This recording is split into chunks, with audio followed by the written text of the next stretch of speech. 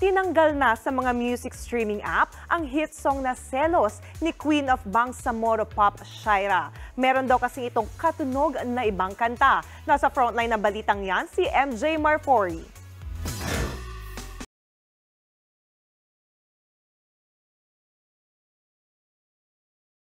Catchy beat!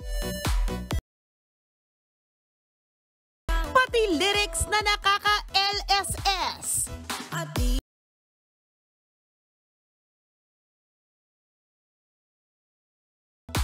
Pero, burado ng viral na kantang yan pinamagatang Selos ng tinaguriang Queen of Bangsamoro Pop na si Shaira sa lahat ng music streaming platform.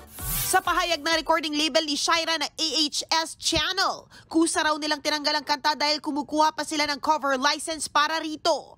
Kinumpirma ng AHS na ginamit nilang melody ng kantang Trouble is a Friend ni Australian singer Lenka. Kung pakikinggan pareho, magkatunog nga ang dalawang kanta.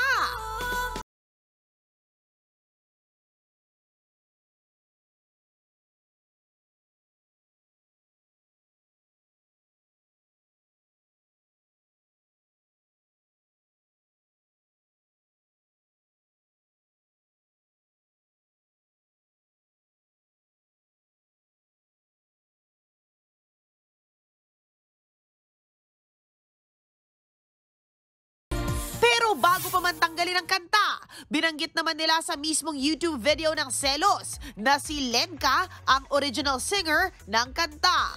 Sabi naman ng AHS, for entertainment purposes lang ang kanta at di nila inasahang magba-viral ito.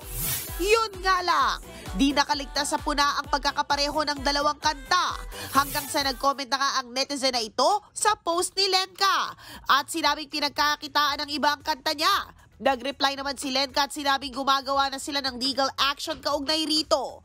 Marami naman ang nasayangan at nalungkot ng tanggalin ng kanta sa mga music streaming app. Mas sumikat pa raw kasi at mas nagustuhan ang Tagalog version na Selos. Pero marami rin namang nakakaintindi sa copyright issue. Comment na ilang netizens, paghirapan daw sana at huwag kumopya ng gawa ng iba. Maging lesson na rin daw sana ito para sa iba pang aspiring singers. Nagbabalita mula sa Frontline, MJ Marfori, News 5. Mga kapatid, Jania Lipon po, laging maging updated sa latest sa entertainment and lifestyle para maging una sa balitaan. Bisitahin at mag-subscribe na sa social media pages ng News 5.